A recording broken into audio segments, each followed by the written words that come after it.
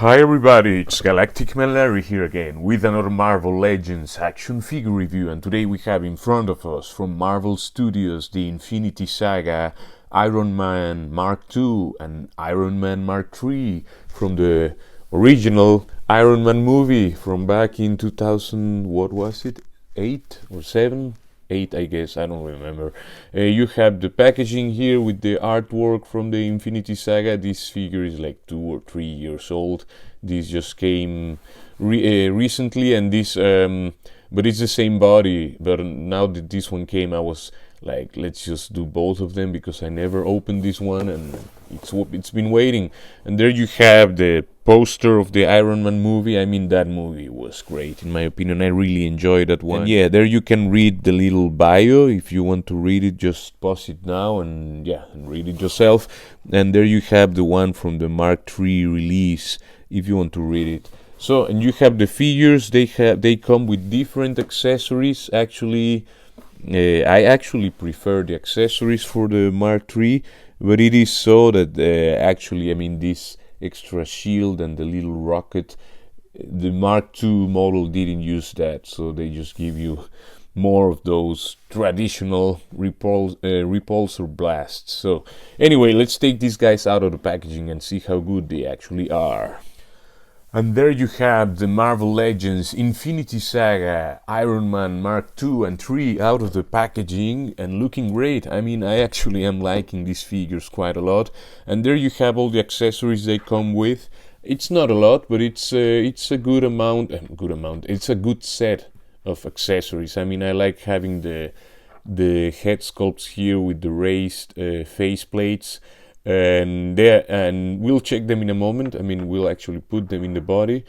They both come with a couple of fist hands which have horizontal swivels, there you can see, and they have a nice sculpt, and they have the hand guard there. This is like in silver for the Mark II, and there you have it in red in metallic red, for the Mark III. And I think, if I'm right, let's actually compare these.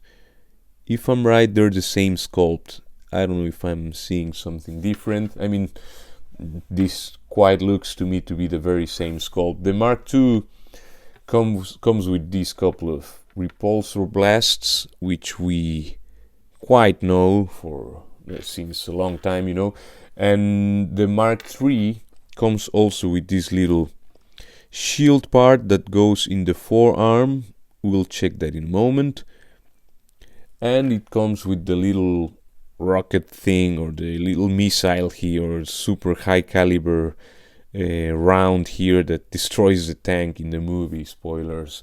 Anyway, there you have both figures. There you can see, and they come also both with these repulsor hands they use to fly or to actually shoot, But the thing I find a bit sad is that they didn't include like a set of these. I mean, each of these figures should have had a set of repulsor hands with a hole in them. And I also like the fact, I mean, in the Mark III they did it better than that. They actually painted the white spot there for the repulsor. I would have preferred if they did like here in the arc reactor, that they painted like the blue, and in the eyes of the Mark II, you maybe don't see it in camera here, but they have a little bit of that blue hue on the borders. This one only has white, but it has the blue border on the arc reactor, and it doesn't have that in the hands either, I mean, only in the core here, but not in the eyes or the hands. And this one has both eyes and core, but no paint in the hands. Well, those hands sadly don't swivel, because that would be great, but they're posed correctly. Now there you have both figures with their hands on, the fist hands I mean, and both have the little peg holes here in the feet where you can use the repulsor blasts if you want to do that. I don't even like how that looks. They look a bit like miserable, and actually I would have preferred if they have given the same parts, even if they weren't movie accurate, from the Mark III to the Mark II, to have the shield and because basically, if I'm right, it's the very same armor, just painted. I don't remember if he built it again after he fell from the sky or whatever. But I think it. If I remember right, it's just like he made some improvements, but it's not a whole new armor. I don't know. Ignore me. Now this one, the Mark III, has this little. Yeah, that's exactly what I'm talking about. This little piece here, which is removable, and you can see it has a little bit of texture there. A little bit of texture in the inside, and the outside is just plating. And here you can see also the arm has also some texture there, some mechanic stuff going on.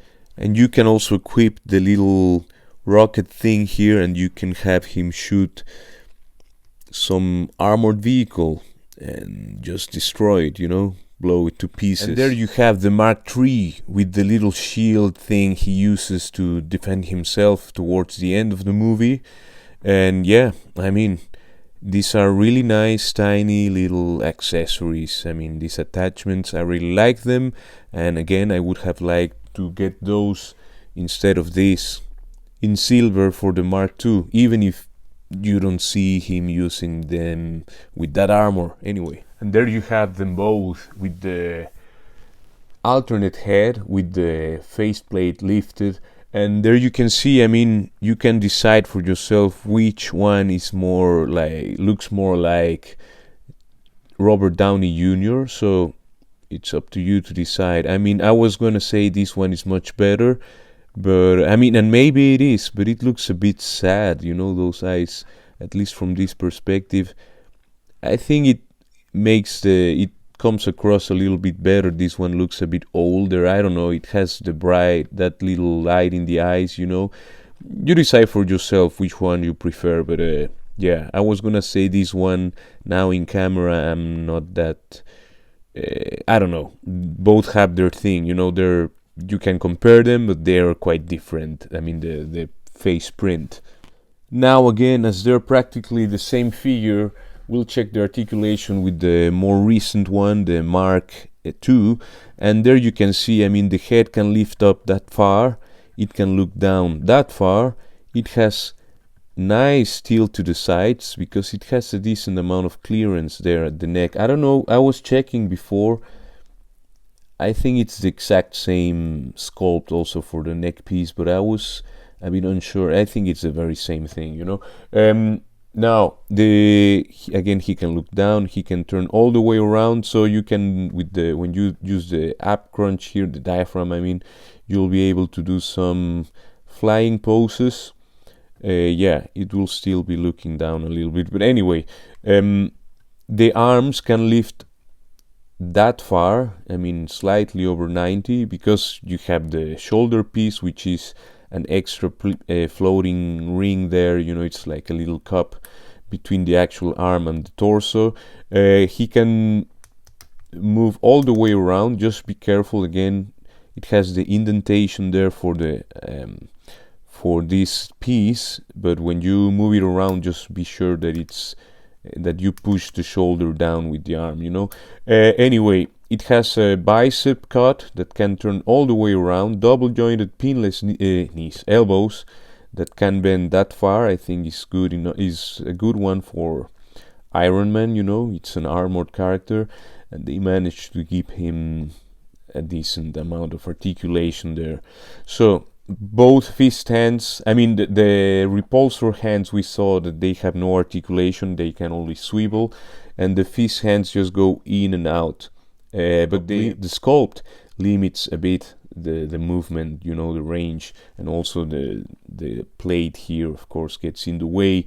But that's it for the arms. The diaphragm, it can bend backwards that far, can bend forward that far, so he has a decent amount for an armored character. Again, nice crunch to the side, nice crunch to the other side as well, and can turn around. Just be careful. I mean, it's a bit tricky. I mean, the shape is not perfectly round, so you just have to check, and don't force anything, of course.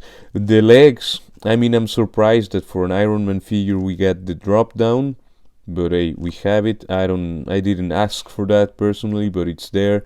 Otherwise the legs can do that much splits. I think for Iron Man it's okay, and it's actually, I mean, it's quite good for an Iron Man figure. But there you can see the drop down is a bit floppy, which I don't like at all. You have a thigh cut perfectly hidden with the armor there.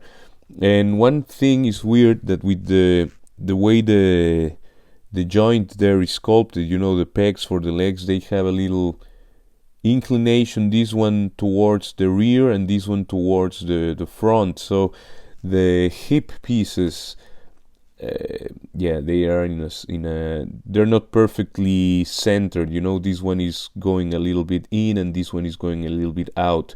That's for both figures, you know. So thigh cut, we said it. We have double jointed pinned and pinless knee, you know. It's pin in the upper part and pinless in the lower part. You know, it has all the range. I mean, it gives you this flatness here, but yeah, I can ignore that one. I prefer getting the range.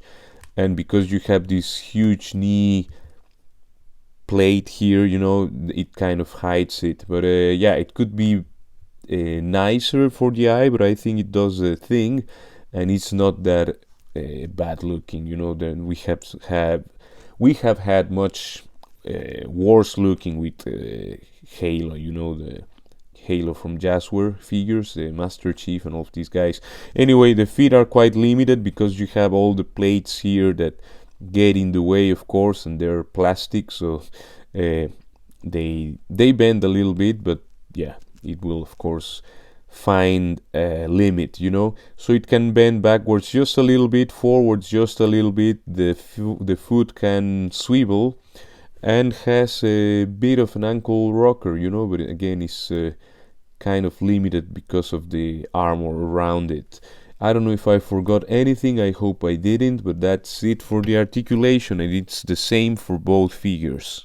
And yes, I did miss a little bit on the articulation segment. I just noticed as I was editing, he can kick backwards kind of nothing because of the sculpt, but he can kick forward that far without using the drop down, and it goes a bit into, you know, it pushes a bit outwards. So if you use the drop down, now you can kick up to 90, maybe slightly higher, but yeah, it's not really up to 90, and it will actually, you can kick 90 and correct the position of the leg. So that's actually, let's say it's an useful drop down, even if I'm not a fan of those things. Now for size comparisons, there you have the Infinity Saga Iron Man Mark II and Mark III next to a Range Viper, Snake Eyes, Shadow Tracker and a Crimson Guard.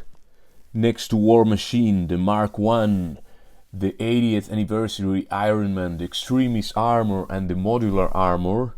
Next to the Iron Patriot, a Mark VII, Black Widow and Scarlet Witch. And of course, next to Obadiah Stane and the Ironmonger. Yeah, I mean, these figures, I'm very happy that, well, I just got this one recently, but I'm very happy that I finally opened this one. I actually really like these figures and can only recommend if you are looking for a well-made Mark III that won't break the bank. I mean, these ones, in my opinion, are good. You know, they'll fill the spot. They look good, in my opinion, again, and yes, you won't be spending that much that if you are not super convinced, you will feel like you lost a lot of coin, you know. Please leave a like, share, comment, subscribe, and all of that good stuff. Take care, and I will see you in the next one. Ciao, ciao, ciao.